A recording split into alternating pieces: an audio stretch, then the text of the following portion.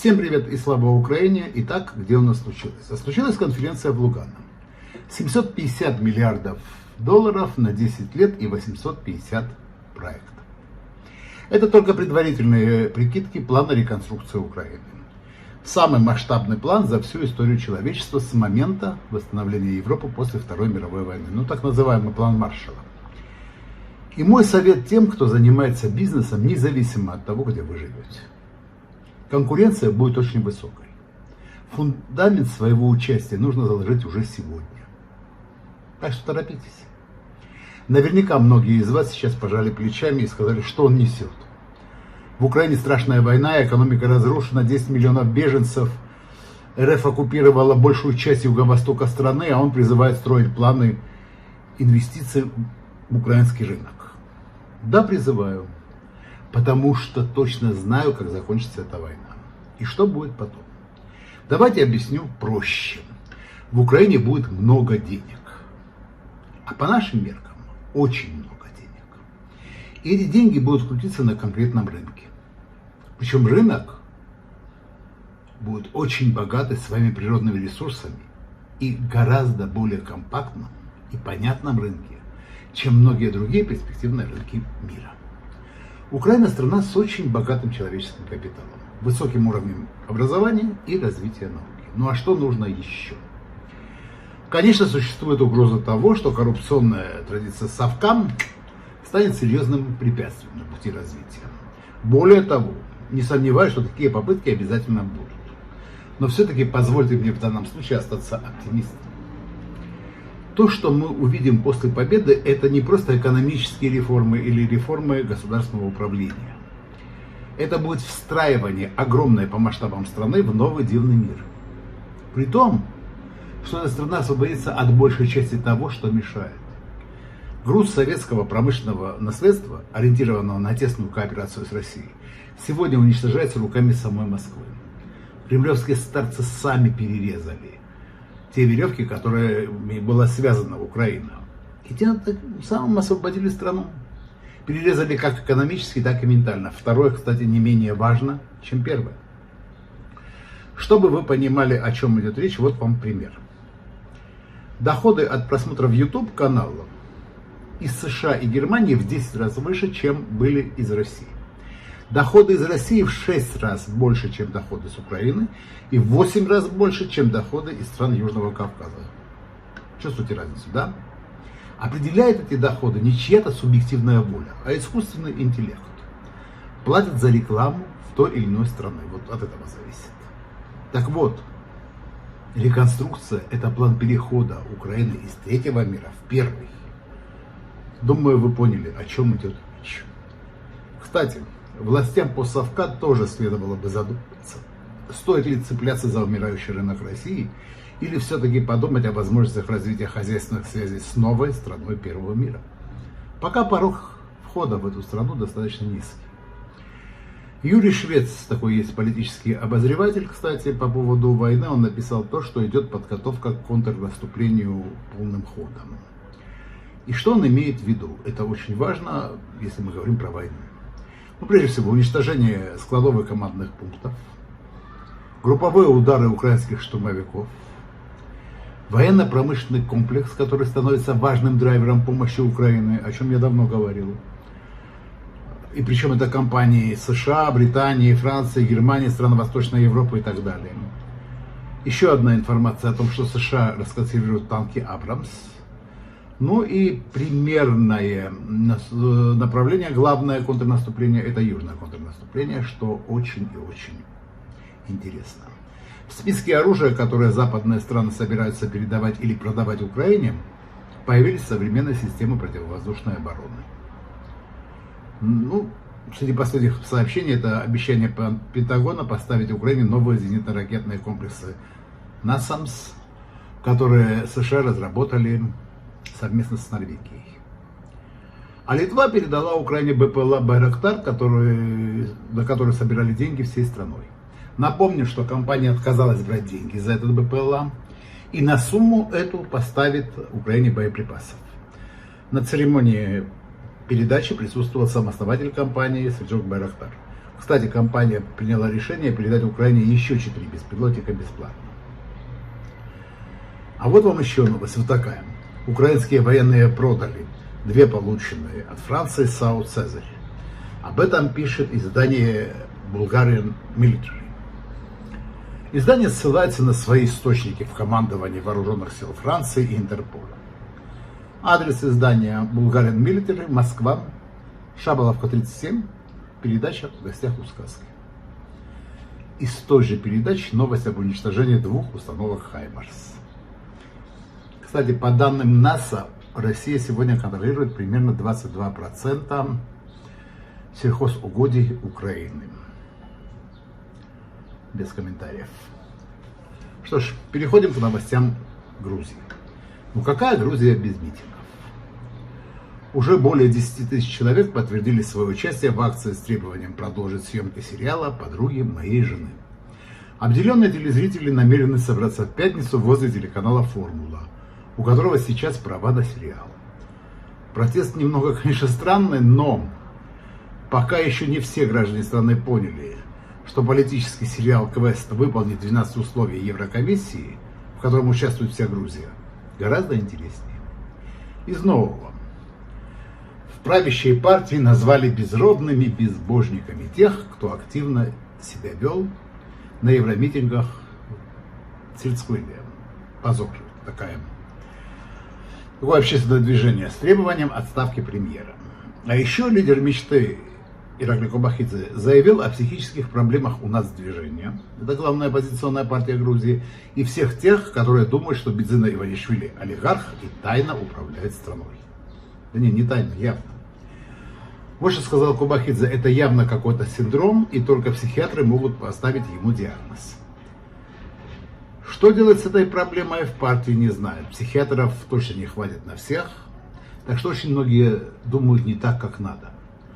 Пока Кобахидзе заранее согласился на закон, который хочет принять мечта в конце года. По нему Иванишвили точно не будет олигархом. Примут закон и не будет. У Кахи Калладзе тоже произошло раздвоение. Как мэр он сказал, что он всеобщий мэр для всех. А как генсек мечты ругал нас движение. И говорил, что все раздоры и конфликты в стране из-за него. То есть нас движение. Спикер парламента Папуашвили предложил парламентским фракциям на сегодня встречу, чтобы обсудить европлан правящей партии, который изменениями не подлежит. Но узкий круг грузинской парламентской оппозиции разделился. Часть идет, другая нет. С другой стороны, чего идти-то, если изменениям не подлежит? Администрация туризма посчитала, из каких стран приезжали в Грузию в июне, и выяснила, что, оказывается, на первом месте россияне. За месяц въехало более 90 тысяч человек. Кто-то как турист, а кто-то решил остаться. Впрочем, это пока неизвестно. Фонд Free Russia, который поддерживает тех, которые релоцируются, призвал россиян не вмешиваться в грузинскую политику и не участвовать в местных акциях. Что конкретно фонд имеет в виду, не очень понятно, но многие видели, что группы оппозиционно настроенных россиян раздавали бесплатные пирожки на последней акции возле парламента. Наверное, больше не будут. Тем временем российский бизнесмен Шаува Бриус, который родом из Батуми, решил, что делать с купленным им недавно одним из самых красивых зданий Тбилиси. Старинное здание бывшей Михайловской больницы он собирается превратить в музей искусства. И говорит, что это для души. А денег на проект зарабатывать не будет, только тратить. В спорте. В спорте на этой неделе регби перехватит внимание грузинских болельщиков с футбола и баскетбола. В воскресенье ЛЛС, это сборная Грузии по регби, будет биться с Италией. И грузинская железная дорога уже назначила для зрителей специальный поезд из Тбилиси. Билеты и на поезд, и на саму игру идут на расхват. Так что спешите, кто не успел. Ну, а по поводу релокации и граждан, смотрите, Турция уступила первое место России по числу граждан. Мы уже говорили о том, что в страну въехало 90 тысяч россиян. Это в 6 раз или на 503% больше, чем за первый месяц лета прошлого года. Турция на втором месте. 62-192 визитера. На третьем месте Армения. 61-974. А вот число визитеров с Украины упало на 1%, а из Беларуси возросло до 222%. Ну, смотрите, что тут происходит на самом-то деле. Турция – это в основном водители-дальнобойщики, очень большое количество, соответственно, это транзит и так далее. А вот что касается России, то тут действительно некоторые приезжают отдыхать, но большинство приезжает пересидеть. В этом и разница. Кстати, Армения это тоже в основном водители. Ну вот сейчас начинается курортный сезон, посмотрим, там немного, скорее всего, будет изменения в процентах и так далее. А премьер-министр Грузии Ираклий Гарибашвили встретился с министром цифрового развития и транспорта Азербайджана, с Рашадом Набиевым.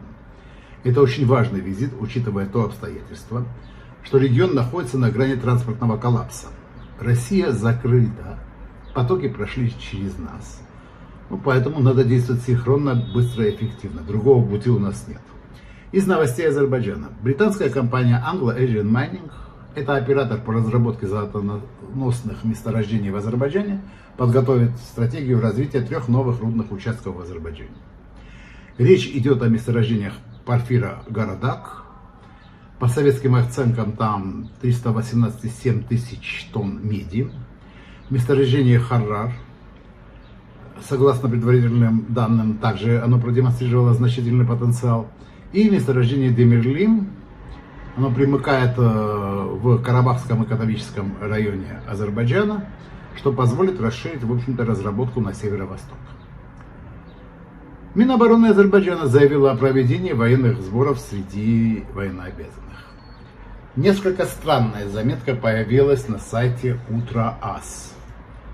В ней, в частности, говорится, что, мол, 21 июня в Минске состоится встреча глав правительств стран Евразийского экономического союза. И, внимание, вполне вероятно, что это одна из последних встреч без участия Азербайджана. Дальше описываются все прелести ЕАЭС.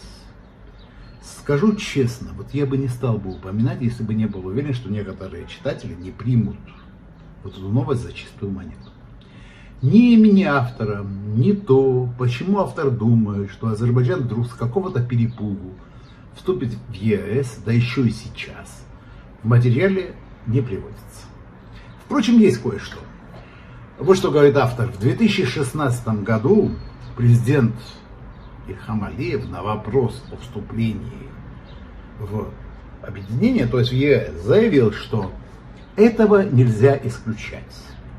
А в 2021 году посол Азербайджана в России Полат Бибюлоглы отметил, что идея общего евразийского пространства отвечает экономическим интересам Баку. И все. Вот вам мягкая сила в действии. Новости Армении. В Армению прибыл секретарь Высшего совета национальной безопасности Ирана Али Шамхани. В рамках рабочего визита Али Шамхани запланирована встреча с премьер-министром Армении Николом Пашиняном и секретарем Совбеза Армении Арменом Григоряном. Тем временем Пашинян поговорил с Путиным. Что обсуждали? Ход выполнения заявлений лидеров Армении, Российской Федерации и Азербайджана от 9 ноября 2020 года, 11 января и 26 ноября 2021 года. Деятельность комиссии по делимитации и пограничной безопасности между Арменией и Азербайджаном, а также работе по разблокировке региональных коммуникаций. Вопросы по обеспечению безопасности на армяно-азербайджанской границе и восстановлению экономических и транспортно-логистических связей на Южном Кавказе. А также Пашинян проинформировал Путина о прошедших в последнее время контактах, направленных на нормализацию отношений между Арменией и Турцией. Сегодня же Никол Пашинян поручил Кабмину проработать договоренности, которые были достигнуты с Турцией на переговорах спецпредставителей двух стран. В частности, речь идет об открытии сухопутных границ для граждан третьих стран, а также авиаперевозках грузов. Подробнее на тему отношений России и Армении, ну и Турцию там тоже заступаем, в сегодняшнем вечернем выпуске с Рубеном Миграбяном. Из других новостей. США и союзники обсуждают установление предельной цены на российскую нефть на уровне $40-60. Об этом сообщает Bloomberg. Нефть марки Brent падает на 4% и уже сейчас торгуется ниже $99 за баррель. Так вот, может, не стоит спешить с решением о предельной цене? Шучу. Конечно, стоит, ведь цена $60 за баррель позволит россиянам не умереть с голоду, но не позволит Кремлю вести войну. А обход санкций штука ой какая дорогая. Президент Узбекистана заявил о том, что беспорядки в Нукусе годами готовились иностранными силами. Главной целью было посягательство на территориальную целостность страны и создание межэтнического конфликта. Вот почему бы президенту Узбекистана не сказать, что это за иностранные силы? А то ведь я теряюсь в догадках, думаю, вы тоже. И последнее. Несмотря на критику плана, озвученного в Лугано, который я уже сказал, что он очень предварительный, в том, что все будет Украина, я не сомневаюсь. Как и в том, что по этому пути движение не будет линейным. Но, что называется, гладко было на бумаге. Про овраги мы, конечно, тоже не забываем, но позитивный результат уже предопределен ходом событий. Фраза, ставшая банальностью, но от этого не потерявшая свою актуальность вопрос в цене. И эту цену сегодня платит на фронте украинский солдат. Поэтому верим в ВСУ и слава Украине!